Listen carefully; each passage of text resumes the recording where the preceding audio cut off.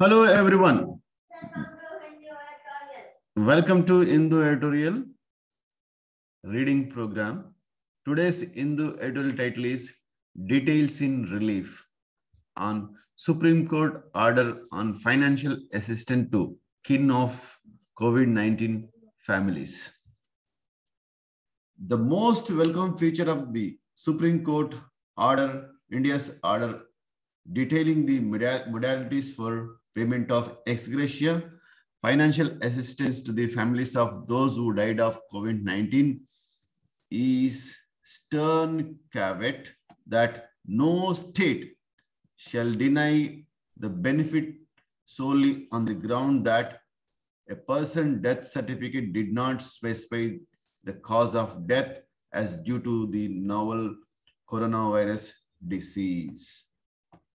Thanks to the court assertiveness, the union government shed its initial wariness about incurring the financial burden of compensating the next of kin of over the 4.49 lakh people officially recorded as having died due to the virus infection.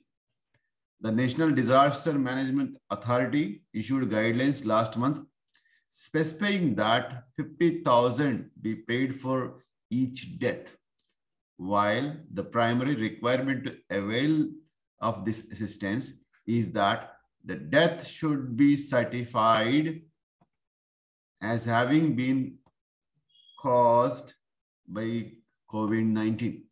The court has rightly ruled that the cause mentioned in the death certificate would not be conclusive by itself, and that if other documents are provided, the family shall be entitled to the ex gratia payment.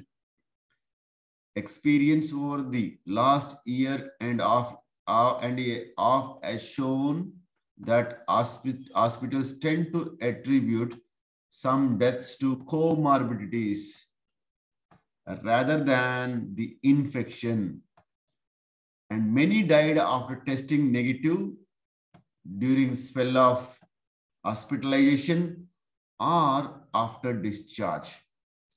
It has now been made clear that deaths occurring within 30 days from the date of testing or from the date of being clinically determined a COVID-19 case shall be treated as eligible for the aid, even if the death takes place outside the hospital or inpatient facility.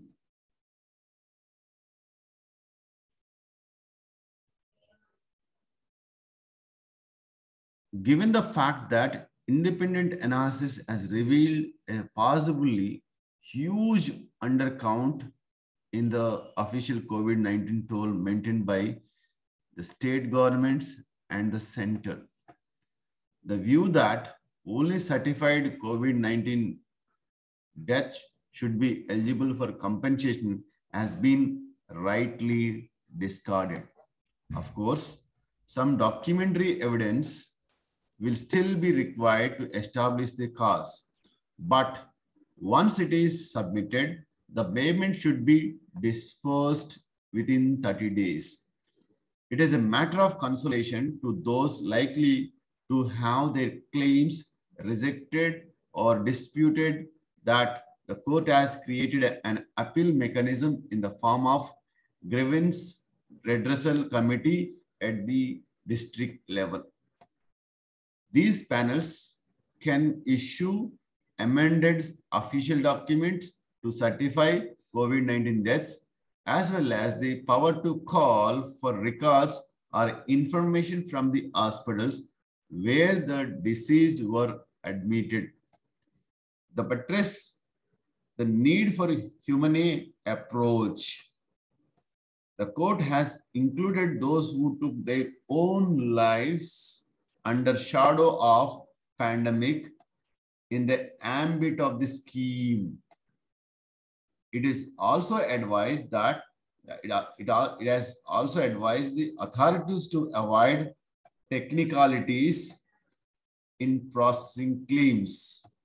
The assistance will be welcomed by those affected, not because it will be enough to address adverse impact that numberless families have suffered due to the pandemic, but as a sign that there is some recognition of their flight and immediate succor available.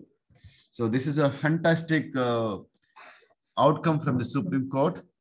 It has given detailed modalities how to process the COVID-19 death and relief. And the last statement, if you see, as a sign that there is some recognition of their flight and immediate succor available. This is a flight and succor. Thank you all for listening. If at all you like it, just give thumbs up. Thank you.